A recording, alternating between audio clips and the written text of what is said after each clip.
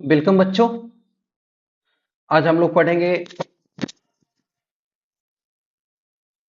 धातु एवं अधातु का पार्ट 3।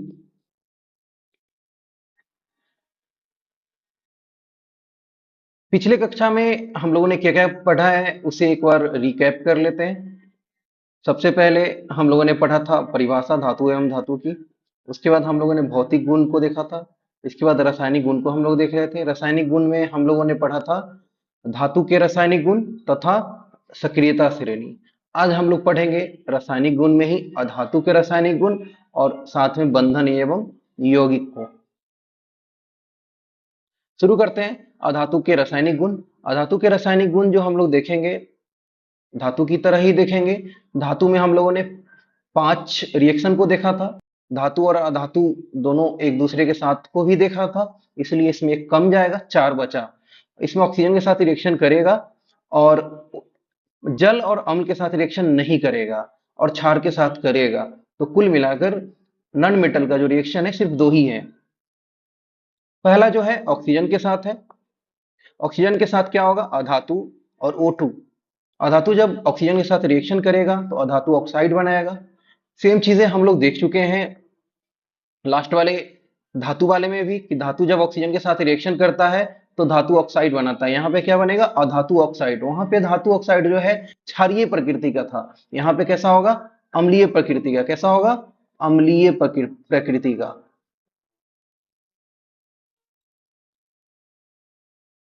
एसिडिक नेचर का होगा। उदाहरण देखते हैं, नाइट्रोजन जब ऑक्सीजन के साथ रिएक्शन करेगा तो नाइट्रोजन डाइऑक्साइड बनाएगा।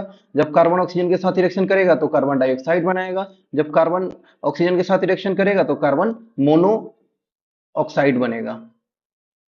क्षार के साथ देखते हैं, क्षार के साथ रिएक्शन जो होता है वो काफी जटिल होता है, मुश्किल से होता है, जटिल है, ये जटिल अभिक्रिया होता है। इसमें क्या होता है? नॉन मेटल जब क्षार के साथ रिएक्शन करेगा तो सबसे पहले लवण बनाएगा, साथ में बाई प्रोडक्ट के रूप में धातु ऑक्साइड और H2O यानी कि जल बनेगा। उदाहरण देखते हैं, Cl2 क्या है? अधातु है। क्षार NaOH सोडियम हाइड्रोक्साइड के साथ रिएक्शन करेगा तो NaCl समान नमक बनेगा और सोडियम परऑक्सी क्लोराइड NaOCl बनेगा, साथ में जल का निर्माण होगा। इस तरीके से हम लोग का अधातु के रासायनिक गुण खत्म होता है। नेक्स्ट नया टॉपिक को हम लोग इसी में देखेंगे, बंधन और यौगिक। बंधन का इंग्लिश होता है बॉन्ड और यौगिक का इंग्लिश होता है कंपाउंड। बंधन का दूसरा नाम अबंध भी देखने को मिलता है किताबों में। तो अबंध और यौगिक क्या होता है, दोनों एक ही साथ पढ़ते हैं हम लोग। सबसे पहले हम लोग समझेंगे कि तत्व को हम लोगों ने पढ़ा था 9th में। कैसे इसका क्लासिफिकेशन हम लोगों ने किया था? सबसे पहले हम लोगों ने देखा था पदार्थ को रासायनिक गुणों के आधार पर 2 भागों में बांटा जाता है, शुद्ध एवं अशुद्ध। शुद्ध को फिर हम लोग बांटते हैं तत्व एवं यौगिक में और मिश्रण का फर्दर डिवीजन होता है। तत्व को हम लोगों ने शुरू में देखा था, तत्व 2 प्रकार के होते हैं, धातु और अधातु। जबकि यौगिक जो होते हैं, यौगिक भी 2 प्रकार के होते हैं मुख्य रूप से, आयनिक और कोवैलेंट यानी कि सहसंयोजी यौगिक। इसी यौगिक को हम लोग यहाँ पे देखेंगे। सबसे पहले देखते हैं यौगिक बनता कैसे है। तो तत्व जब निश्चित रेशियो में जब मिलता है तो यौगिक का निर्माण होता है। 2 या 2 से अधिक तत्वों का संयोजन जो एक निश्चित अनुपात में होता है उसे ही क्या कहते हैं? यौगिक कहते हैं।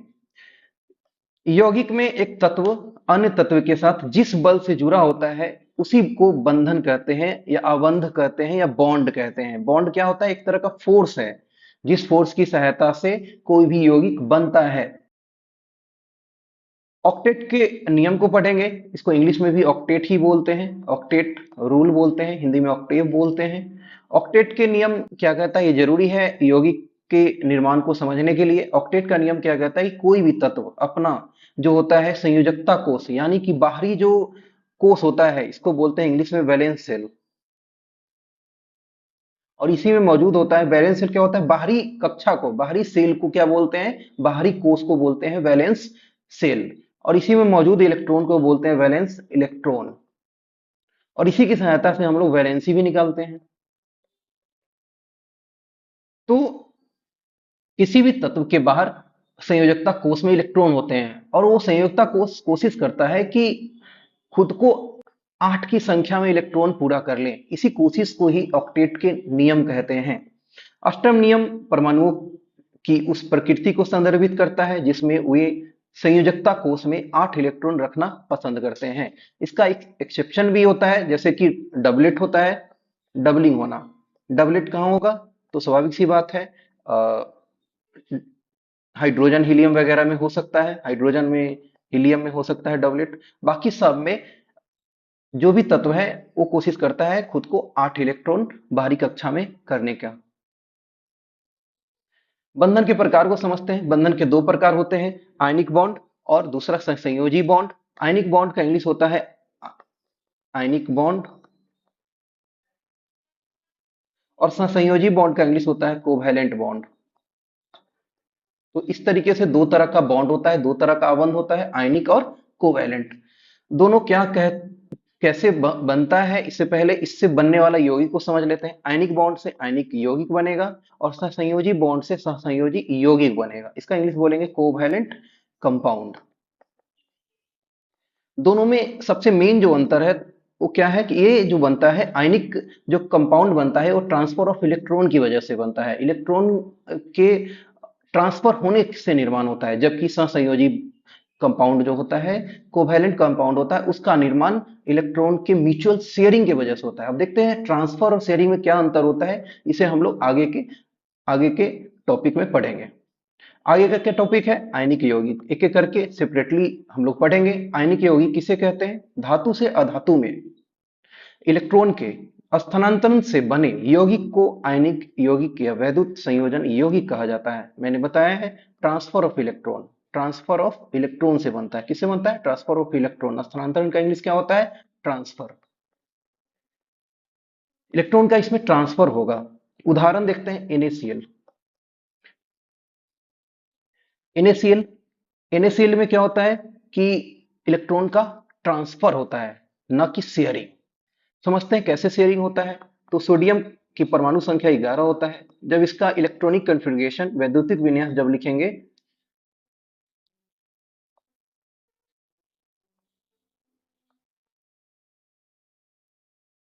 बाहर वाले में जो वैलेंस इलेक्ट्रॉन है, संयोजकता जो इलेक्ट्रॉन है, संयोजी इलेक्ट्रॉन है, उसकी संख्या 1 हुआ।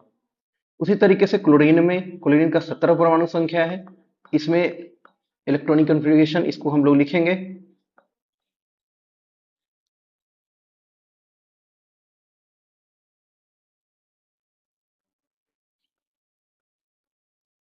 इसमें बाहरी जो इलेक्ट्रॉन हुआ वो हुआ 5 2 7। कहने का मतलब इसका फिगर बनाते हैं। सोडियम में जो बाहरी एक्स्ट्रा इलेक्ट्रॉन है जिसको संयोजकता इलेक्ट्रॉन कहते हैं, संयोजी इलेक्ट्रॉन कहते हैं, 1 है। जबकि क्लोरीन में जो है 7 है। अब ऑक्टेट का नियम क्या कहता है कि कोई भी अपने आप को ऑक्टेट पूरा करने की कोशिश करता है। सोडियम को ऑक्टेट पूरा करने के लिए 7 चाहिए, क्लोरीन को 1 चाहिए। तो यहाँ पे सोडियम तो ऑक्टेट अपना पूरा नहीं कर पाएगा, लेकिन अगर ये दे देगा तब भी इसका ऑक्टेट पूरा हो जाएगा। देखते हैं वहां पे अगर एक ये दे देगा तब भी पीछे वाला सेल में जाके क्या हो जाएगा? 8 पूरा हो जाएगा। तो इस तरीके से सोडियम क्या करता है? दे देता है एक, और देने से क्या हो जाता है? क्लोरीन का ऑक्टेट पूरा हो जाता है। इसी को बोलते हैं आयनिक बॉन्ड। Ionic bond. और ये जो कंपाउंड हो गया NaCl बनेगा इस दोनों से, और ये हो जाएगा आयनिक यौगिक।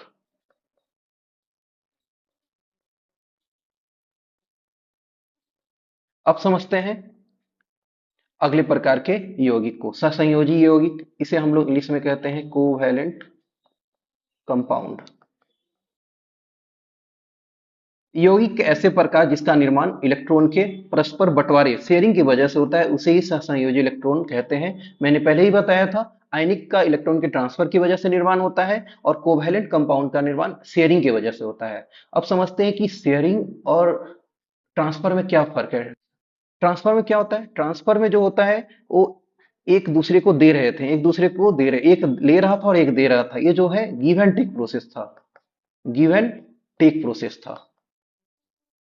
एक दे रहा था, दूसरा ले रहा था, गिव एंड टेक प्रोसेस है। जबकि यहाँ ऐसा नहीं होता है सहसंयोजी में। सहसंयोजी में क्या होता है? सहसंयोजी में जो है दोनों आपस में शेयर करके ऑक्टेट पूरा करते हैं, दोनों शेयर करते हैं, ऐसा यहाँ कुछ नहीं होता, एक देता है और एक लेता है। उदाहरण के तौर पे जितना भी गैसेज है वो सब होता है।